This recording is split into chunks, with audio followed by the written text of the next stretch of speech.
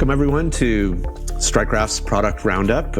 Really happy to invite you to a discussion with one of my favorite people in the world, our Chief Product Officer, Micah Spieler. Micah, thanks for jumping on today.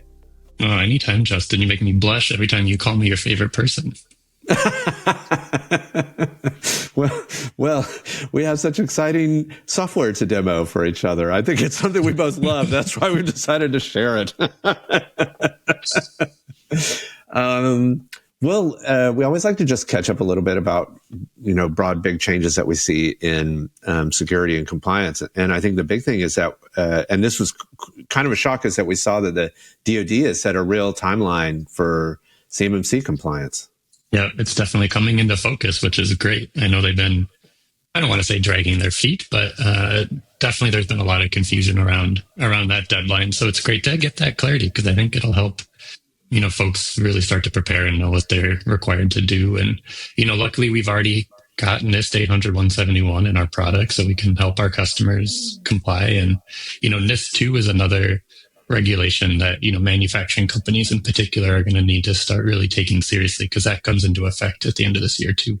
Yeah, I don't think this trend is going to stop anytime soon. More and more standards. Yeah, a need to harmonize internally from a control operations perspective. And I think we've seen that as a trend for a long time, but these are big changes. I mean, the federal government is one of the largest employers and largest kind of vendor, the most suppliers of any company I know, I think, if we were to think about them that way. So it's going to impact a lot of folks. And we've already got a lot of customers that are going through the process. Yeah. Well, anything else that you have paid attention to?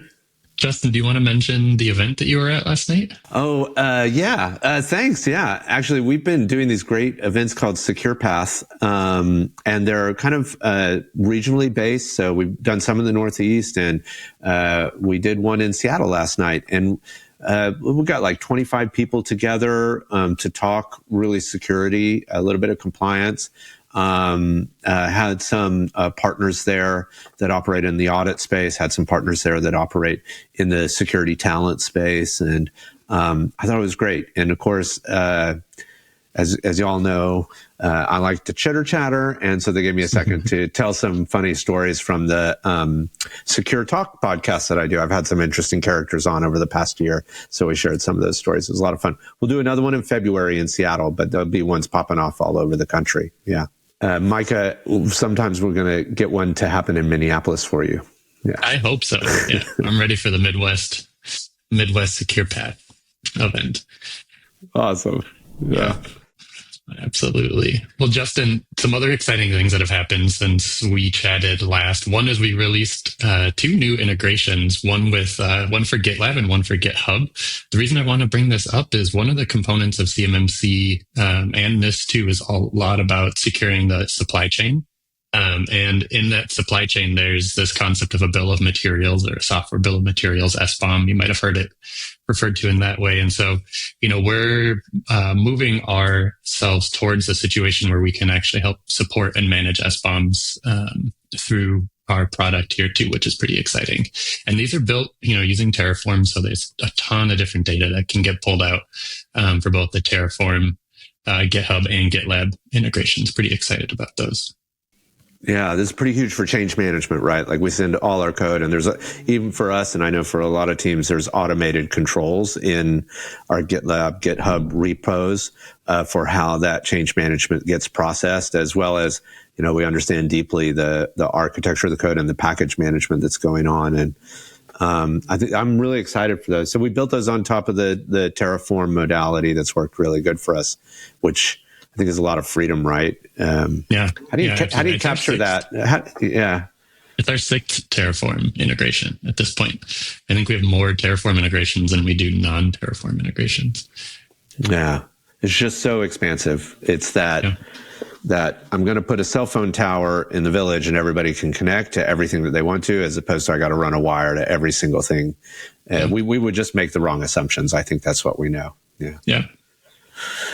Good. But we always like a good demo. Anything new to demo? I'm never satisfied. It's so painful. What's for show and tell today, Micah? Maybe that's what we should call these podcasts. Never satisfied. That's right. That's good. Oh, I like that. Yeah, no, I'm excited to talk through our new compliance dashboard. This is something we've been planning for a while now, and finally it's seeing the light of day. I'm really excited. We've gotten a lot of customer feedback and a lot of input on what folks want to see on their dashboards. Dashboards are, it's the landing spot. It's the spot that everybody comes to when they first log into StrikeGraph. And so, we really want to make it as impactful as possible. Most folks who are coming to StrikeGraph, they're here because they have some sort of task to do related to compliance. If they're the compliance manager or, someone in like a C-suite or other things like that, they want that eagle eye view. They want to understand how close they are to being compliant, how well their team is maintaining compliance programs. They're going to really go for that high level overview. But we've got folks who use our product all the way down to the individual contributor role, and they're the ones who maybe have been assigned a control or better yet, assigned a piece of evidence that they have to supply. And so we really wanted to tailor the dashboard for all of those use cases. So I'm going to walk through a couple of the new components here that we have on the dashboard. The first thing that I'll point out is this section up on top called Assigned to You. This is, tailored to the user that has been logged in, their user role, as well as all of the items that they've been assigned. This is a really great snapshot of what, our users should be paying attention to each time that they log into StrikeGraph. So from the first three buckets here, and we like to call these sticky notes. These sticky notes here are sort of alerting you towards what you should be paying attention to, how many evidence items you have that are expired that maybe need to be refreshed, how many are expiring within the next 30 days, and better yet, how many you have automated the evidence collection of. So the other nice thing here is you have one click and you can pop in to see exactly what is needed from you in order to continue to maintain your continuous compliance program. So, here I'm the evidence owner of the badge assignment list. If I click in here, I can see my evidence is expired. So I could really quickly come in here and attach another list of employees with badges and kind of be on my way, right? So really trying to build a lot of those workflows, streamline some of the evidence collection as much as possible. But of course, we mentioned our integrations, and those integrations are great for automating the evidence collection. And so this is where, we really want to highlight that we have automations in place and encourage folks to set those up to, reduce the burden of that continuous evidence collection. So, similarly, I can click right over here and I can check the status of all of the evidence items that I have already automated, which is pretty awesome. For those folks that are, a little bit higher up, maybe a little bit more concerned with their compliance posture overall, we've pulled forward the different frameworks that folks are working towards. In this demo environment, we've got HIPAA, high tech, and we've got SOC 2 pulled forward here. And so here's where those compliance managers can start to monitor how ready they are for their upcoming audit, as well as, over time with a continuous compliance viewpoint. They can check in on the state of their compliance program and really drill into, if they need to, who's missing evidence items or which controls maybe need attention, or which, criteria don't have active controls already assigned to them. So this readiness posture really helps customers of ours, prepare for their audit, feel really confident, and, more importantly, just have that snapshot as soon as they land within the product here.